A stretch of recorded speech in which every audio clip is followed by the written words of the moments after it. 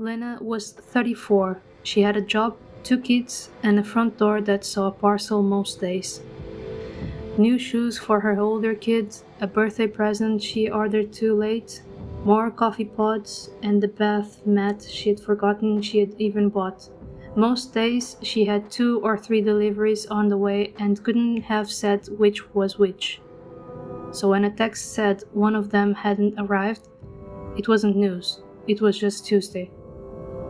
Your parcel could not be delivered.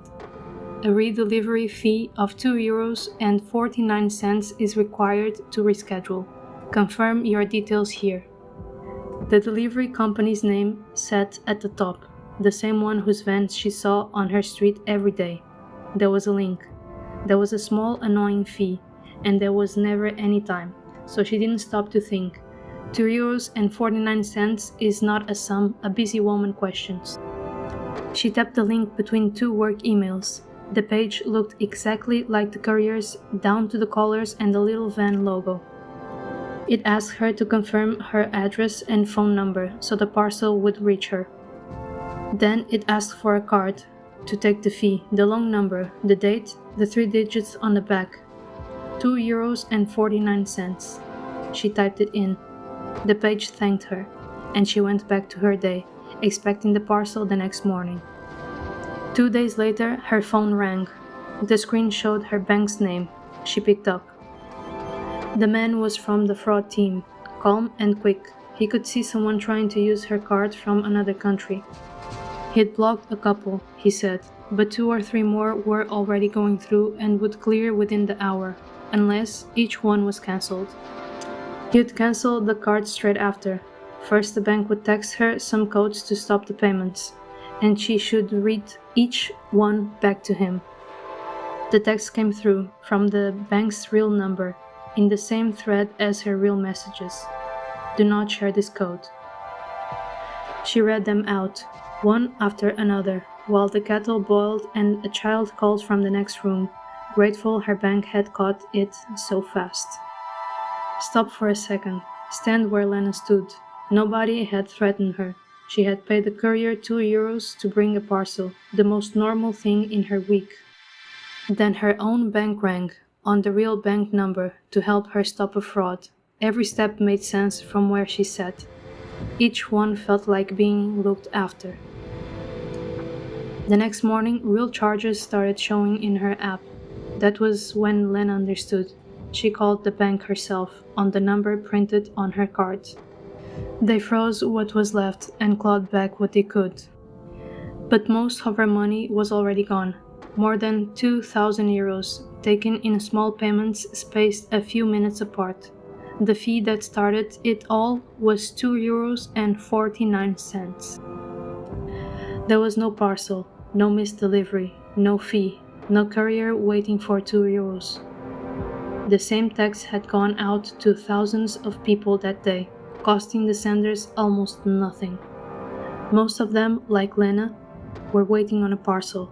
Almost everyone always is. The page was a copy, built from a kit and run from a screen far away. Perfect except for the web address she never read. The fee was never what they were after. Those €2.49 just proved the card worked. While she paid, the page quietly copied the card number, the date, the 3 digits, her home address, and her phone number. The bank call was the same gang. They had waited for 2 days on purpose. By then, the little fee was forgotten, so the call felt like it came out of nowhere, nothing to do with the parcel. The number on her screen was faked to show the bank's name, and the codes, the real codes from the real bank, were not stopping anything. Each text arrived because at that very moment someone was pushing a payment through with her card. The bank was asking her to approve it. Every code she read out loud said yes to one more payment, out of her account. She didn't hand over her money. She was talked into letting it go, one code at a time, while she believed she was saving it. The parcel was never the point. Her card was the parcel. The scale behind this is hard to imagine, because each hit starts so small. Different vans, different flags, always the same parcel that's almost there. What makes this one so effective is how small it starts. We brace for the scam that scares us, the threat, the arrest, the frozen account. We don't brace for €2. The fee is small on purpose, small enough to slip past the part of the brain that checks. And it works because of one near certain thing. Almost everyone is waiting on something right now. Lena wasn't careless. She was busy and expecting a parcel. Like most people most days, it catches careful people. That is not a weakness, it's the design. There was one moment that would have stopped all of it. Before the card, before the call, before the codes, there was the link. A real courier does not chase you by text for a fee to release a parcel you are already expecting. If there's ever a real charge, like customs fee on something from abroad, you pay it inside the company's own app or on the website you open yourself. Never through a link sent to your phone. The tell isn't the price, it's that the message came to you with the door already open, asking you to step through right now. Take away the van logo and the tiny fee and it has the same 3 marks as every scam we cover. Unexpected and urgent, a parcel held back, a fee to pay right now, a link that won't wait. Pretends to be someone you trust, your courier, then your bank, both on the right looking number. Pushes a payment you can take back, your card details first, then codes that let money leave your account. This one adds a 4th mark of its own, a fee too small to question, to get back something you really are waiting for. The small size is the whole trick. Nobody checks €2, and that is exactly why it asks for €2. The real cost is the card and the address you hand over to pay it. Never pay a delivery fee or confirm a parcel through a link in a text or an email. Not for €2, not for 20. If a message says a delivery failed, don't touch its link at all. Open the courier's real app or type its website yourself. Then check using the tracking number from your own order, the one the real shop sent you. If there is a real parcel, it's there. If there isn't, there was no parcel, only a page dressed up as a courier. And if you ever did tap on one and type your card, the danger isn't only the few euros. Treat the card as stolen.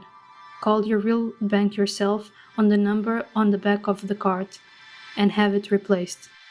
Then stick to one rule. No matter who calls next, your bank will never phone you and ask you to read back the codes it texts you.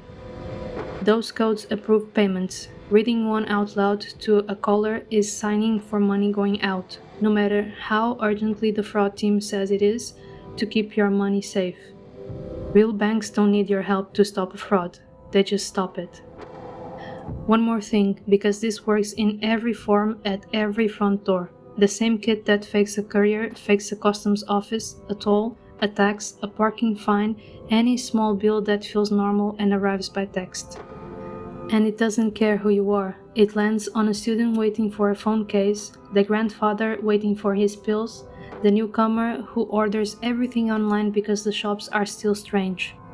Anyone waiting on a parcel is a target, which is very nearly everyone. The rule is the same for all of them.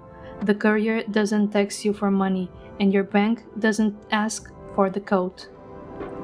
If someone you know orders half their life to the front door and would pay €2 fee without thinking, send them this before the next text arrives.